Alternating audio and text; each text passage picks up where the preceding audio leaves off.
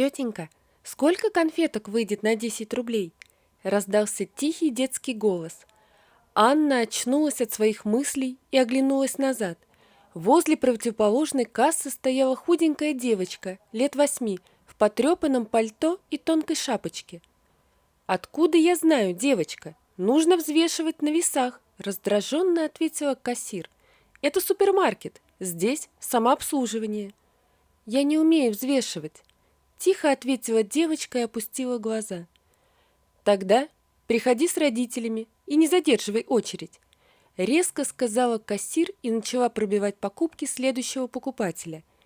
Девочка отошла от кассы, продолжая сжимать монету в маленькой ладони. Анна рассчиталась за покупки и подошла к девочке. «Эй, красавица, ты что-то хотела купить?» Девочка посмотрела на женщину и смущенно опустила глаза. Было видно, что она не доверяет взрослым и ничего не ждет от них. «Что ты хотела купить? Давай я тебе помогу», ласково, глядя на незнакомую девочку, повторила Анна. «Хотела купить конфет. Вот, у меня есть деньги». Она разжала ладонь, в которой было 10 рублей. Дядя Коля мне дал и отправил погулять. «Ты хочешь конфет? Давай я угощу тебя. На эти деньги много не купишь. Не очень-то щедрый твой дядя Коля». Анне очень захотелось помочь этой девочке. «Он не мой, он мамкин.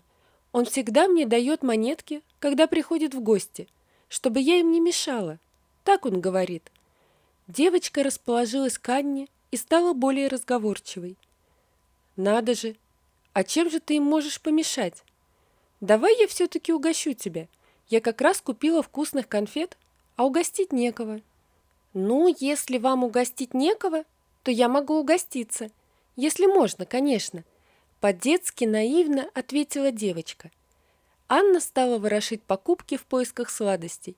Достав пакет с конфетами, она открыла его и протянула девочке. «Угощайся, сколько хочешь». Девочка осторожно взяла 3 конфеты и, поблагодарив, убрала их в карман. Они вышли из супермаркета. Девочка хотела попрощаться, но Анна успела спросить. «Как зовут тебя? Мы же даже не познакомились». «Оля. Меня зовут Оля», — улыбаясь, ответила девочка. «А меня тетя Аня. Будем знакомы». Девочка Оля направилась в сторону парка. Анне нужно было в противоположную. Поднявшись в квартиру, Анна с облегчением поставила сумки на пол. Муж Виталик сидел за компьютером и играл в очередную игру. «О, привет, Ань, что купила? Ты видела сообщение в телефоне? Я просил купить красной рыбы. Очень захотелось мне ее». Не отрываясь от игры, сказал Виталик. «Купила. Там, в пакетах», – устало произнесла Анна и присела на диван. С Виталиком она жила в неофициальном браке 2 года.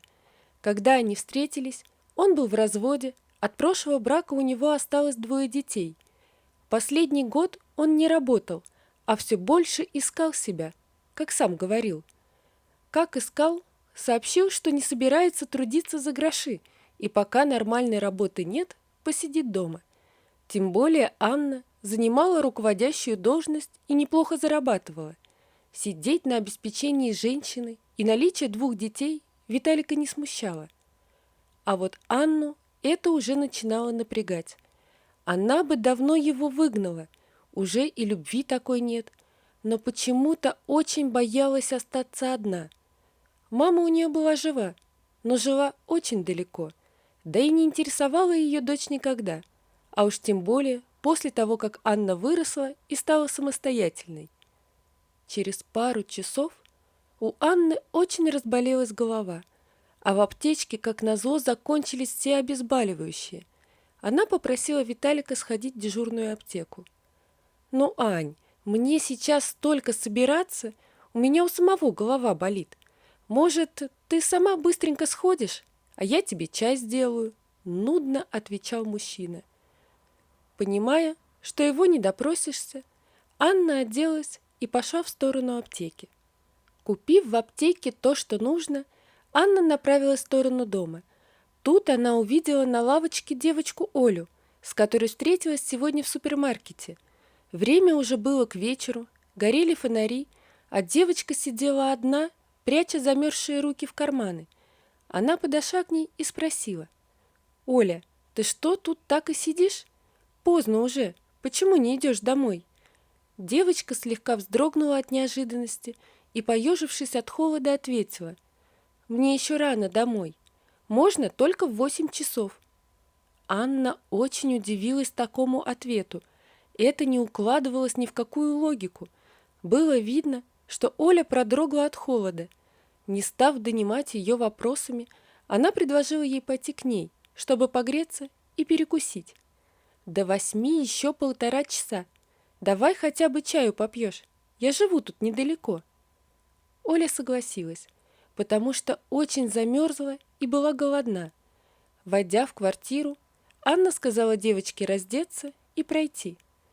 «Пойдем, я тебя покормлю, а ты мне все расскажешь, откуда ты и почему ты не можешь пойти домой». Очень смущаясь, девочка прошла на кухню и села за стол. Анна быстро доставала из холодильника все, что находила там, налила чай, сделала бутерброды. Голод Оли оказался сильнее скромности, и девочка принялась за еду с большим воодушевлением. В это время на кухню вошел Виталик. «Опа! Здрасте! А это кто у нас тут такой?» Оля засмущалась и прекратила есть бутерброд. «Оля, ты кушай, а мы с дядей поговорим в другой комнате, и я вернусь». Анна взяла мужчину за руку и вывела из кухни. «Ты с ума сошла? Притащила в дом какую-то замухрышку и усадила за наш стол!» — возмущался Виталик. «Это ребенок. Она голодна и была одна на улице», — заступалась за девочку Анна. «У нее есть родители. Ты в курсе, что ты не имеешь права вот так чужого ребенка приводить к себе в дом? Не было печали. Раньше голодных котят подкармливала, теперь детей». Не унимался Виталик, поглядывая на кухню. «Я покормлю ее и провожу до дома. На улице уже темно, а ребенок один». Анна шла с Олей в сторону ее дома, не могла отпустить ее одну. Дойдя до частного дома, в котором жила девочка, они остановились. Оля умело открыла калитку и, помахав своей новой знакомой, скрылась за дверью. Анна еще некоторое время стояла возле дома Оли и думала о том, что ей рассказала девочка. О том, что мама пьет почти каждый день. О том, что часто приходит дядя Коля. Он ей и дает монетки, и просит посидеть на улице.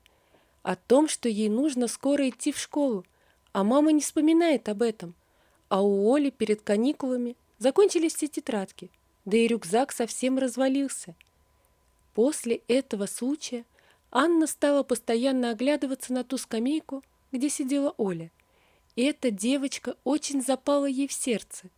Она была такая беззащитная и маленькая. У Анны не было своих детей. Виталик пока не хотел спешить, отнекивался тем, что у него их и так двое, и ему самому надо на ноги становиться. В один из вечеров она снова увидела девочку. Та сидела на скамейке и плакала. Анна быстро подошла к ней и спросила, что случилось. «Тетя Аня, понимаете, дядя Коля совсем не трезвый, громко кричал, а потом выгнал меня из дома, сказал не возвращаться. Теперь я боюсь идти домой. И мама за меня не вступилась, ей все равно на меня», — со слезами рассказывала девочка. Оля снова привела девочку к себе. Случился очередной скандал с Виталиком, который увидел в маленькой девочке соперницу. Ведь теперь все внимание Анны было направлено на Олю, а не на него. «Если ты оставишь ее ночевать, утром я заявлю на то, что ты похитила ребенка», — шипел от злости Виталик. «Не трудись напрасно. Утром я сама обращусь в органы для того, чтобы эту семью проверили. И если так произойдет, что мать Оли лишат родительских прав, я удочерю ее», — спокойно отвечала Анна. «Приехали. Ты, я посмотрю, совсем из ума выжила. Тебе что, заняться больше нечем? А меня ты спросила?» «Вот сейчас тебе и сообщаю. У тебя есть время подумать и принять решение, остаешься ты или нет. Я устала быть твоей нянькой. Ты взрослый, здоровый мужчина, но тебе не стыдно жить за мой счет, еще и условия выставлять». Виталий потом пытался вразумить жену, как он считал. Говорил, что они официально поженятся, и как-нибудь потом, через несколько лет, у них будут свои дети. Объяснял, что он не по своей воле сидит дома, а все потому, что его не оценивают по достоинству.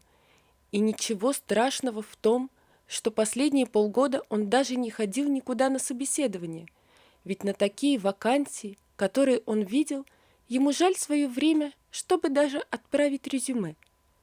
Вот это и стало последней каплей для Анны.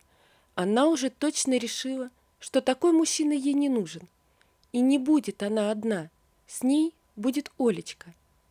Дальше события развивались очень быстро. Анна подключила свои связи по вопросу девочки. Проверки органов опеки, заключения и предписания. Анна была в курсе этого дела досконально. Действительно, Олина мать не исполняла родительские обязанности. Вскоре ее лишили родительских прав. Она предупредила девочку о том, что некоторое время ей придется побыть в детском доме, до тех пор, пока она будет готовить документы. «Ты, главное, ничего не бойся, слышишь? Я вернусь за тобой сразу же, как только улажу все вопросы с бумагами. Верь мне и ничего не бойся», скрывая слезы, говорила Анна девочке, когда ее поместили в заведение для детей без родителей. В то утро Оля смотрела в окно и ждала. Она верила Анне, верила, что она не оставит ее. Каждый день она ждала ее прихода. «В спальне ваша нянечка». «Кто здесь Михайлова Оля?» «Я, это я», быстро ответила девочка и вопросительно посмотрела на няню. «Пойдем, к тебе пришли». Оля едва поспевала за работником детского дома. Она очень боялась опоздать. Войдя в кабинет, девочка увидела тетю Аню, которая держала в руках большую куклу. «Олечка, девочка моя, собирайся, мы едем домой». Вот такая история, друзья. Напишите, пожалуйста, что вы думаете об этой истории. Не забудьте подписаться на канал и поставить лайк. Всего вам доброго. До свидания.